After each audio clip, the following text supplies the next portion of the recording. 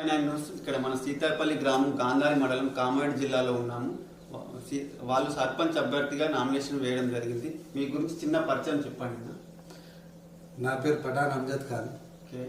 మాది సీతాయపల్లి గ్రామం గాంధారి మండలం కామారెడ్డి జిల్లా. సర్పంచ్ అభ్యర్థిగా నామినేషన్ వేసి ఉన్నాను. ఇంకా గుర్తులు సింబల్స్ ఏం రాలేవు. ఓకే, అసలు మీకు సర్పంచ్ అభ్యర్థిగా పోటీ చేయాలనే ఆలోచన ఎక్కడి నుంచి వచ్చింది? అసలు ఎందుకు చేయాలనుకుంటున్నారు సర్పంచ్?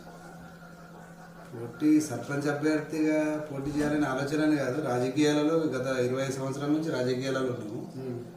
బట్ సర్పంచ్ రిజర్వేషన్ అనేది ఎప్పుడు అనుకూలించలేదు. గతంలో బీసీ వచ్చింది, ఇది జనరల్, మేము ఓసీ కాబట్టి ఈసారి జనరల్కు రిజర్వేషన్ కావడం వలన చేయాలని ఒక ఉద్దేశం ఉండే. గతంలో బీసీలకు ఒక 2-3 సార్లు వస్తే మేము గెలిపించుకోవడం జరిగింది. అవకాశం వచ్చింది కదా, ఒకసారి చేద్దాము అని నా ఆలోచన వేరే విధంగా ఉండే. బట్ ఊర్లో సేవ చేయాలనే ఆలోచనతో సర్పంచ్కు.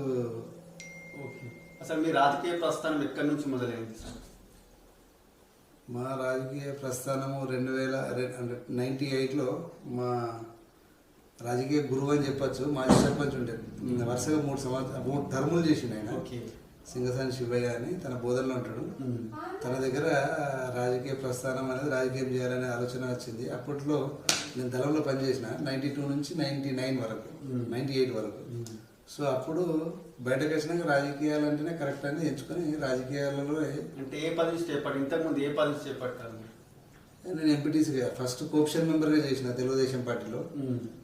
ఆ తర్వాత తెలుగుదేశంలోనే తెలుగుదేశం డిఫామ్ మీద 2014లో ఎంపీటీసీగా ఎన్నికైనా. ఇది మా సీతాయపల్లి, మేడిపల్లి, చెన్నాపూర్ ఒక 3 తండాలు కలిపి ఎంపీటీసీ పరిధి ఉండే. ఆ ప్రజలు అప్పుడు ఎంపీటీసీ బీఫామ్ మాత్రం తెలుగుదేశం బీఫామ్ మీద తెలంగాణ మూమెంట్లో గెలిచిన. అంటే ప్రజలు అట్లా ఆశీర్వదించారు. ఓకే సార్, ఇప్పుడు మనకు సీతాపల్లి గ్రామంలో ప్రధాన సమస్య ఏమై ఉంటుంది? ప్రధాన సమస్య అనేది ఏం లేదు, కొంచెం డ్రైనేజ్ ప్రాబ్లమ్స్ ఉన్నాయి. రోడ్స్ సీసీ రోడ్లు వేయాలి. చిన్నగా ఒక బీసీ కాలంలో వాటర్ ప్రాబ్లం, డ్రింకింగ్ ప్రాబ్లం ఉన్నది, వాటర్ ప్రాబ్లం. సో దాని సమస్యలు అనేది మనం సర్పంచ్ అయినాక సాల్వ్ చేయాలని అనుకుంటున్నాం. ఒకవేళ మీరు సర్పంచ్ అయిన తర్వాత విద్య మరియు ఆరోగ్యం పైన ఎలాంటి చర్యలు తీసుకోబోతున్నారు? విద్య మరియు ఆరోగ్యం పైన అంటే ప్రైమరీ మాది 5th వరకే స్కూల్ ఉన్నది మా ఊర్లో. సో విద్యాపరంగా వాళ్ళకి కావాల్సిన సదుపాయాలు విద్యార్థులకు కానీ ఉపాధ్యాయులకు కానీ ఏదైనా మాతో సహాయం ఏదైతే చేయవలసి ఉంటుందో వాళ్ళకు ఖచ్చితంగా చేస్తుంటాం.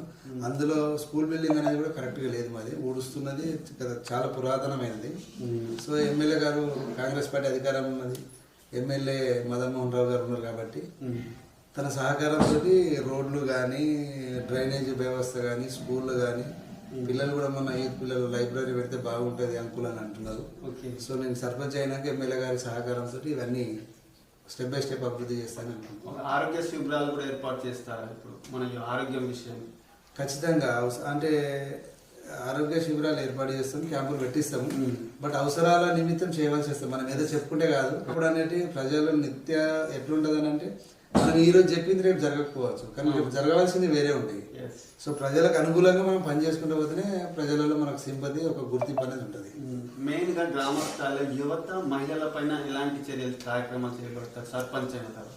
యువకులు ఈ రోజులలో దేశం కానీ రాష్ట్రం కానీ గ్రామాలు కానీ మొత్తం యువత చేతులకు వెళ్తుంది. అప్పుడున్న పెద్ద మనుషులు కొంచెం ఎడ్యుకేటెడ్ కాకుండా వేరు. ఇప్పుడున్న యువకులు చాలా, ఇంతకుముందు రాజకీయాలకు ఇప్పుడు రాజకీయాలకు చాలా తేడా ఉంది. బట్ యువకులు అనేది చాలా తెలివిగా చాలా హుషారుగా ఉన్నారు. ఇంత ముందున్న ఇప్పటిదానికి పరిస్థితి వేరు కాదు. యువకులకు మనం చేయవలసింది ఏంటి, వాళ్ళకి కావాల్సిన పరిస్థితులు ఏ రకంగా ఉంటే వాళ్ళకి మనం సంజాయించుకోవాలి. కొంచెం ఈ మత్తుకు కానీ ఈ మత్తు ద్రావక పదార్థాలకు కానీ చాలా దూరం ఉండేటట్టు, వాళ్ళు ఒక అగ్రికల్చర్ అయితే అగ్రికల్చర్ పనిపోయేటట్టు జులాయిగా తిరగకుండా ఏం చేయాలని వాళ్ళకి చేసుకుని వాళ్ళకి సదుపాయం ఏదున్నా మనం అందుబాటులో ఉండి వాళ్ళకి సేవ చేస్తేనే యువకుల దగ్గర గుర్తింపు వస్తుంది. ఓకే, మీరు సర్పంచ్ అయిన తర్వాత యువత చెప్పారు కదా, నెక్స్ట్ ఇంకేమైనా కార్యక్రమాలు చేపడతారు? కార్యక్రమాలు అంటే చెప్పడానికి ఏముంటుందండి, అవసరాలను బట్టి చేయవచ్చు. గ్రామ స్థాయిలో సర్పంచ్ అయిన తర్వాత రాజకీయ ఒత్తిడి వచ్చినప్పుడు 2 వర్గాలు మీ దగ్గరకు సమస్య తీసుకుని వస్తారు. మాకు రాజకీయ ఒత్తిడి ఉండడానికి మీ దగ్గరకు వస్తారు, దాన్ని మీరు ఏ విధంగా పరిష్కరిస్తారు? చాలా మంచి క్వశ్చన్. ఇప్పుడు ఎట్లుంటుంది అంటే మాకు ఒక పంచాయతీ ఉన్నది. ఆ పంచాయతీని ఉన్నది ఉన్నట్టుగా చెప్తే ఒక వ్యక్తితోటి మనం అంటే 2 వర్గాలు, ఒక వర్గంతో మనం వ్యతిరేకమవుతుంది. సో ఒత్తిడికి లోను కాకుండా ఏంటంటే సామరస్యంగా మనం ఓపికగా మన వాళ్ళకి సమాధానం చెప్తూ ఆ పరిష్కారం అయిపోతుందంటే దాన్ని తెంపేయాలి. అయ్యే పరిస్థితి లేదనుకుంటే ఒక రోజు 2 రోజులు దాన్ని నానిస్తే వాళ్ళది వాళ్ళు సర్దుకొని ఒక దారికి వచ్చినప్పుడు పరిష్కారం చేయాలి. మనం ముందు ఫ్రస్ట్రేషన్ పోకూడదు. ఇద్దరు 2 వర్గాలు వచ్చినప్పుడు మన దగ్గర ఫ్రస్ట్రేషన్ పోతే సమస్య సాల్వ్ కాదు. మనం ఓపికగా సావధానంగా ఇద్దరు సమస్యలని లాజిక్గా ఏమున్నది అనేది మనం చేయవలసింది చేయాలి. అంటే ఆలస్యం చేస్తే పరిష్కారం అవుతుంది, ఆలస్యం అమృతం కూడా విషయం అయిపోతుంది అన్నట్టు అట్లా కూడా జరగదు. నెట్టుకుపోవాలి. ఓకే. తర్వాత ఈ మీ గ్రామ ప్రజలు అసలు మిమ్మల్ని ఎందుకు సర్పంచ్గా అభ్యర్థిగా గెలిపించుకోవాలి? సర్పంచ్ అభ్యర్థిని ఇంకా గెలిపించుకోలేరు. 100% గెలిపిస్తే భారీ మెజార్టీతో అని అనుకుంటున్నా. ఎందుకంటే నేను గత 20 సంవత్సరాల నుంచి ప్రజలకు సేవ చేస్తున్నా. బట్ నేను హైదరాబాద్లోనో లేకపోతే ఎక్కడో ఢిల్లీలో నాకు ఆస్తుపాస్తులు ఏం లేవు. ఇంత పెద్ద బిల్డింగ్ కట్టుకుని ఊర్లోనే మనం ప్రజలకు సేవ చేయాలనే ఒక కాన్సెప్ట్ తోటి ఇక్కడ నేను జీవిస్తున్నా. కాబట్టి నాకు ఖచ్చితంగా ఆశీర్వదిస్తారు, నన్ను మంచి మెజార్టీతో గెలిపిస్తారు. ఆ నమ్మకం నాకు బలం. కానీ బాగా విమర్శలు ఉన్నాయి కదా సార్, చాలా సర్పంచ్ అయిన తర్వాత వీళ్ళ కాస్ట్ నుండి బిజినెస్ టౌన్లలో ఉండిపోతారు, మళ్ళీ గ్రామ స్థాయిలో ఉండలేరని బాగా బయట విమర్శలు వస్తుంది. దానికి మీరు ఏమంటారు? సర్పంచ్ అనేది నేనేమంటా అంటే సర్పంచ్ అనేది ఒక పెద్ద కామదారి, ఇది పెద్ద మస్కులోని పని. అందరు ఏదో సంపాదిస్తారు అనుకుంటారు. ఇక్కడ పల్లెలలో జీపీలలో వాళ్ళకు జీతాలు లేని పరిస్థితి ఈ గ్రామ పంచాయతీ. బట్ నేను ఇక్కడ ఆస్తులు సంపాదించుకుని హైదరాబాద్ పోయే కాన్సెప్ట్ నాది కాదు. నాకు కొంచెం కమ్యూనిస్ట్ భావాలు కాబట్టి నేను ఖచ్చితంగా ఈ ఊర్లో ఉండి ఇంత పెద్ద ఇల్లు కట్టుకున్నా ఇక్కడనే ఉంటుంది తప్పించి నేను సిటీలో పోయి ఆస్తులు సంపాదించుకునే పబ్లిక్ సర్వెంట్గా పనిచేస్తాను. నేను ఏమంటా అంటే సర్పంచ్ అందరు సర్పంచ్ కాగానే ఏదో అనుకుంటున్నాను, కానీ సర్పంచ్ అనేటప్పుడు మస్కురంలో పనిచేయడానికి బాధ్యత తీసుకున్నప్పుడే సేవాభావంతో ముందుకెళ్తాను. ఓకే. చివరిగా మీ గ్రామ ప్రజలకు, సీతాపల్లి గ్రామ ప్రజలకు ఏం చెప్పదలుచుకున్నారు? చివరి నేను కాస్తో కూస్తూ మీలో అన్నదమ్మునిగా ఒక మామగానో అన్నగానో తమ్మునిగానో ఒక రకంగా మీ దాంట్లో కలిసిమెలిసి ఉన్నాను కాబట్టి 20 సంవత్సరాల నుంచి ఒక 25 సంవత్సరాల నుంచి దాదాపు నేను పెట్టిన మనుషులు నోటేస్తూ గెలిపిస్తూ ఒడిదొడుకులతో నాతో వెన్నుదన్నుగా ఉన్నారు. కాబట్టి ఇప్పుడు కూడా నా సేవని అది